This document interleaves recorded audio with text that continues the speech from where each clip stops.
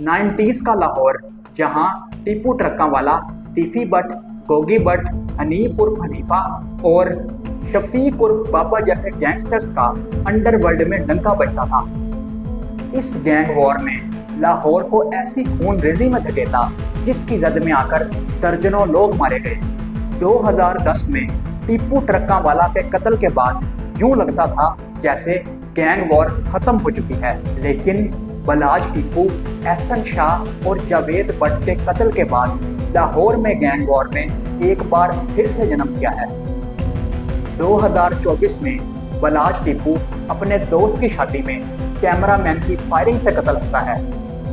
बलाज टीपू की मुखबिरी करने वाला एहसन शाह अगस्त 2024 में पुलिस मुकाबले में मारा गया और अब बलाज टीपू के कत्ल में नामजद तीफी बट का बहनोई जावेद बट मोटरसाइकिल सवारों की फायरिंग से मर चुका है।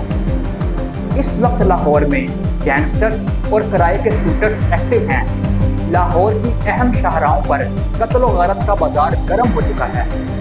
टीपू और बट खानदान के दरमियान ये दुश्मनी मजीद कितनी जाने लेगी, यहाँ ये बात आपके इल्म में लाना जरूरी है कि ये दोनों खानदान लाहौर के उन 20 गैंगस्टर्स में शामिल हैं जिनके खिलाफ साल 2021 में CCPO लाहौर गुलाम महमूद डोगर ने क्रैकडाउन शुरू किया, लेकिन इनकी पावर और सियासी असर रसूख को देखते हुए पुलिस के जवान भी कोई बड़ी कार्रवाई करने से डरते हैं। बलाज टीपू के कत्ल के बाद सुलह के लिए की गई तमाम कोशिशें बेकार हो चुकी हैं। लाहौर में बढ़ती ये गैंग वॉर 1990 में उस वक्त शुरू हुई जब नत्थू पहलवान के बेटे बिल्ला ट्रक्का वाला लाहौर अंडरवर्ल्ड के डॉन बने। लाहौर के इलाके शालमी में बिल्ले का डेरा था, जहां ट्रकों में माल लोड होकर पूरे पाकिस्तान में सप्लाई होता। बिल्ला ट्रक्का वाला अपने डेरे पर पंचायत लगाकर लोगों के मसाइल सुनता और उन्हें हल करता। किसी की जमीन से कब्जा छुड़वाना हो या फिर लाखों के फ्रॉड का मामला हो, बिल्ला हमेशा ताजरों की मदद करता। ताजिर बिल्ले की इस खूबी को कदर की निगाह से देखते थे, लेकिन बिल्ले का एक दूसरा रुख भी था। बिल्ले का डेरा बहुत से बदमाशों और गुंडों की जाय पैदाइश था। लाहौर के छोटे बड़े तमाम गुंडे इस डेरे पर आते, जहां उन्हें पुलिस का कोई खौफ नहीं था। अमीरुद्दीन उर्फ बिल्ला ट्रक्का वाला के पुलिस अफसरान से बहुत अच्छे ताल्लुकात थे। बिल्ले ने अपने 4 साथियों को मिलाकर एक गैंग बनाया, जिसमें MNA फैसलाबाद अलियास जट, बिल्ला पहलवान और SP अमानुल्लाह शामिल थे। ये गैंग उस दौर में लाहौर का सबसे पावरफुल गैंग समझा जाता था। उस वक्त लाहौर में पहलवानी अरूज पर थी। इसमें 4 पहलवानों का ग्रुप बहुत मशहूर था, जिसमें भई पहलवान, बिच्छू पहलवान और मुनीरा पहलवान शामिल थे। इन्होंने अपने डेरे पर बहुत से शेर पाले हुए थे, जिस पर उन्हें शेरावाला के नाम से जाना जाता है। ये बिल्ला ट्रक्का वाला के बहनोई थे। इनका किरदार इसलिए बहुत अहम है क्योंकि इनकी वजह से टीफी बट और टीपू ट्रक्का वाला के दरमियान दुश्मनी का आगाज हुआ। 1990 में लाहौर का शालमी चौक, जहां पहलवानों के बेटे शाम में क्रिकेट खेला करते थे। एक दिन क्रिकेट मैच में मुनीरा पहलवान के बेटे जिम्मी और मुन्ना की टीफी बट के रिश्तेदारों से लड़ाई होती है। लड़कों की इस आपसी लड़ाई में टीपू ट्रक्का वाला कूद पड़ता है और टेलीफोन पर टीफी बट को गालियां देता है। यहाँ से एक ऐसी दुश्मनी का आगाज हुआ जिसकी चिंगारी आज भी दोनों खानदानों को अपनी लपेट में लिए हुए है। टीफी बट लाहौर का एक बड़ा ताजिर था। टीफी बट जिससे बदला लेना चाहता, वो उसकी सुपारी मलिक एहसान को देता। टीपू ट्रक्का वाला ये बात अच्छी तरह से जानता था कि टीफी बट उससे ज़रूर बदला लेगा, इसलिए उसने ऑटोमेटिक गन्स और 8 गनमैन अपने साथ रखना शुरू किए। ये वो टाइम था जब अंदरूने लाहौर में असलहे की रेल पेल थी। छोटा बड़ा हर बदमाश अपने पास बगैर लाइसेंस के असलहा रखता था। बिल्ला ट्रक्का वाला के डेरे पर हनीफ उर्फ हनीफा और शफीक उर्फ बाबा आते। ये दोनों भाई अपने इलाके में हीरोइन बेचते थे। लाहौर के अंडरवर्ल्ड का इन दोनों भाइयों से गहरा कनेक्शन है, क्योंकि इन दोनों भाइयों ने गैंग वॉर में कत्ल व गारत की बुनियाद रखी। हनीफ ने शाह आलम मार्केट में एक शख्स को गोली मारकर कत्ल किया। मकतूल लाहौर के मशहूर पहलवान हाजी कां का बेटा था। ये लाहौर के अंडरवर्ल्ड का पहला कत्ल था। इससे पहले बात ज़मीनों पर कब्जा करने और मुखालफिन को धमकियां देने तक महदूद थी। हनीफ पर FIR दर्ज हुई, लेकिन वो कुछ महीनों में ही जमानत पर रिहा हो गया। उस वक्त हनीफा शूटर के नाम से पूरे लाहौर में मशहूर हो चुका था। हनीफ और शफीक की बदमाशी और गुंडागर्दी को देखते हुए टीपू ट्रक्कावाला ने उन्हें अपना गहरा दोस्त बना लिया। टीपू ट्रक्कावाला उनके जरिए अपने मुखालफिन को डराता और उन्हें धमकियां देता था। अपने पहले कत्ल के बाद हनीफ एक बेलगाम घोड़ा बन चुका था। हनीफ के हाथों दूसरा कत्ल अकबर मंडी में अमीरुद्दीन नामी आदमी का होता है। इस कत्ल की FIR हनीफ उर्फ हनीफा, शफीक उर्फ बाबा और टीपू ट्रक्कावाला के खिलाफ दर्ज हुई, लेकिन बिल्ला ट्रक्कावाला ने अपने सियासी असर और रसूख को इस्तेमाल करते हुए टीपू का नाम FIR से निकलवा लिया। इस केस में हनीफ उर्फ हनीफा और शफीक उर्फ बाबा अपने साथियों समेत पकड़े गए। बिल्ले ने हनीफ और शफीक को यह गारंटी दी कि वो जल्द उन्हें भी जेल से रिहा करवा लेगा, लेकिन बिल्ला ट्रक्कावाला का ये दावा फक्त दावा ही साबित हुआ। यहाँ से अंडरवर्ल्ड के गैंगस्टर्स में दुश्मनी का आगाज होता है। हनीफ और शफीक के दिल में बदले की आग सुलग रही थी। वो दोनों हर हाल में बिल्ला ट्रक्कावाला और टीपू ट्रक्कावाला से बदला लेना चाहते थे। इस मौके पर टीफी बट और गोगी बट की एंट्री होती है। ये दोनों पुलिस को जमीनों पर कब्जा करने और भत्ता लेने के मुकदमात में मतरूफ थे। ये इश्तिहारी मुजरिमों को अपने डेरे पर पनाह भी देते थे। टीफी बट और गोगी बट खुद को लाहौर अंडरवर्ल्ड का सबसे बड़ा खिलाड़ी समझते थे। उनके पास ये बेहतरीन चांस था जब वो बिल्ला और टीपू ट्रक्कावाला को मरवा कर लाहौर के डॉन बन सकें, लेकिन इसके लिए उन्हें खतरनाक शूटर्स और गुंडों की जरूरत थी जिनके जरिए वो शहर में अपनी धाक बिठा सकें। टीफी बट हनीफ उर्फ हनीफा और शफीक उर्फ बाबा को अपने गैंग में शामिल करता है, जिसके बाद बिल्ला ट्रक्कावाला के डेरे पर तमाम इश्तिहारी मुल्जिमान एक एक करके टीफी बट से जा मिले।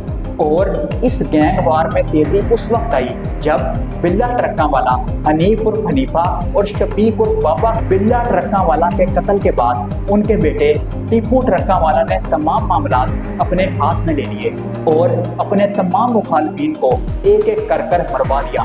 90 की दहाई में ये गैंग वॉर इतनी बढ़ गई कि पंजाब हुकूमत को इसे ख़त्म करने के लिए एक नई हिकमत अमली बनाना पड़ी और पुलिस मुकाबलों में इश्तिहारियों को मारने का सिलसिला शुरू हो गया। उस वक्त लाहौर के टॉप 10 वांटेड क्रिमिनल्स की एक फहरिस्त जारी की गई, जिसमें भोला सुनियारा, हमायूं गुज्जर, शफीक बाबा, हनीफ, नाजी बट, मनाजिर अली शाह, आजम बट, कैसर बट, सना गुज्जर, काली गुज्जर और लपा मोटी वाला शामिल थे।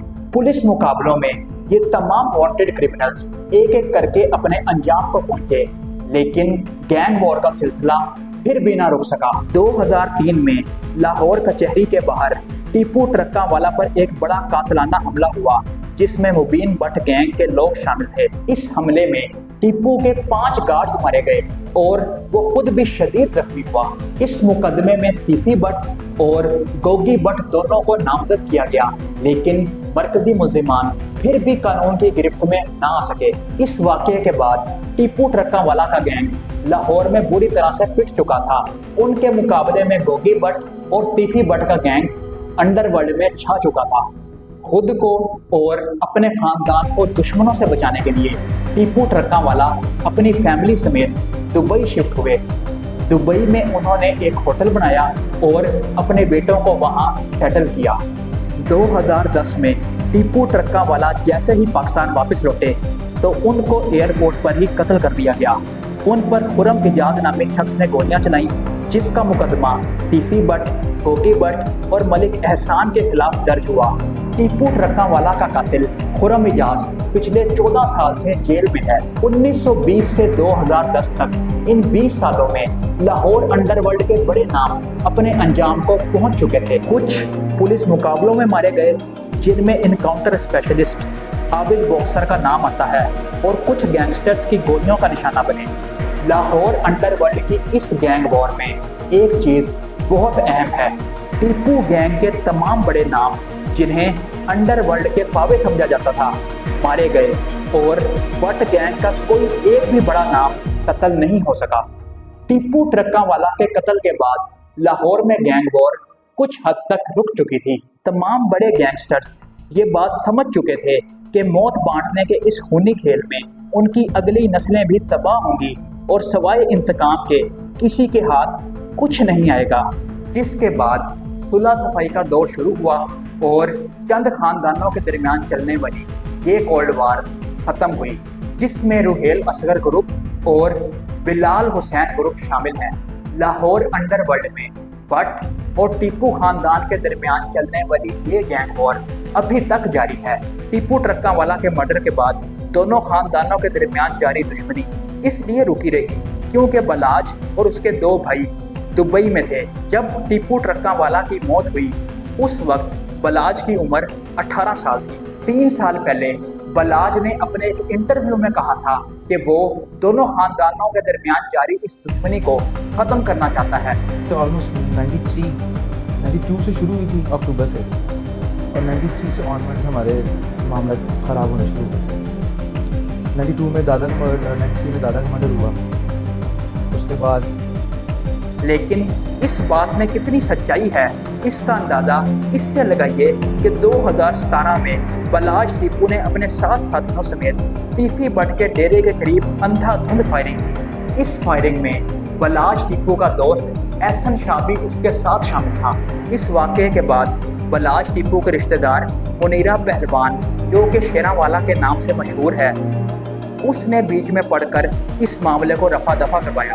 2016 में बलाज टीपू उस वक्त टीफी बट के सामने आहनी दीवार बन गया जब टीफी बट ने जमीनों पर कब्जा करने की कोशिश की। इससे ये बात साबित होती है जैसे दुश्मनी दोनों गैंगस्टर्स के फेवर में नहीं थी, वैसे ही दोस्ती को भी दोनों गैंगस्टर्स अपने हक में अच्छा नहीं समझते थे। बट गैंग मीडिया को ये बयान भी दे चुका है कि वो ये बात नहीं मान सकते कि बलाज उनके साथ दुश्मनी खत्म कर सकता था।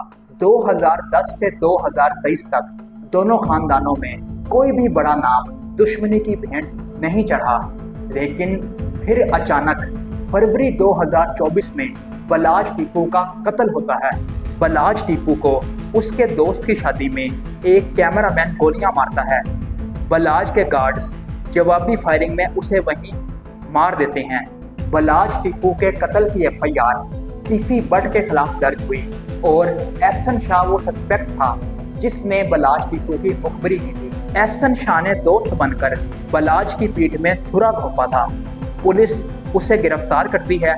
एहसन शाह भी 23 अगस्त को पुलिस मुकाबले में मारा जाता है। पुलिस का ये मौकफ है कि एहसन शाह अपने भाई और साथियों की फायरिंग से मरा, लेकिन कोई भी शख्स पुलिस के इस मौकफ को एडमिट करने पर तैयार नहीं है, बल्कि एहसन शाह के घर वाले मीडिया को ये बता चुके हैं कि उनका बेटा जाली पुलिस मुकाबले में मारा गया। टीफी बट के बहनोई जावेद बट के कत्ल के बाद लाहौर में गैंग वॉर एक बार फिर से जन्म ले चुकी है। बट गैंग जावेद बट का कातिल बलाज के छोटे भाई अमीर फतेह को समझती है और FIR में कैसर बट और अमीर फतेह को नामजद भी किया गया है। अब देखना यह है कि गैंग वार का यह खूनी खेल मज़ीद कितने लोगों की जान लेगा। लाहौर में गैंग वॉर की इस पूरी दास्तान में सबसे भयानक किरदार कराए के शूटर्स का है। 18-19 साल के ये शूटर्स लाखों की सुपारी लेकर दर्जनों अफराद को मौत की नींद सुला चुके हैं। अगर पंजाब हुकूमत और पुलिस इस गैंग वॉर को ख़त्म करने में थोड़ी सी भी संजीदा है तो सबसे पहले उन शूटर्स को निशाने इबरत बनाना और उन अड्डों को ख़त्म करना ज़रूरी है जहां से ये शूटर्स ट्रेनिंग लेकर मौत का खेल बांटते हैं। आज के केस में हमने लाहौर अंडरवर्ल्ड की दास्तान पूरी ईमानदारी और फैक्ट्स के साथ आपके सामने रखी। अगर आपको वीडियो पसंद आई हो तो वीडियो को लाइक करें, हमारे चैनल हूज़ एवर को सब्सक्राइब करें और मज़ीद क्राइम स्टोरीज देखने के लिए हमारे साथ जुड़े रहें।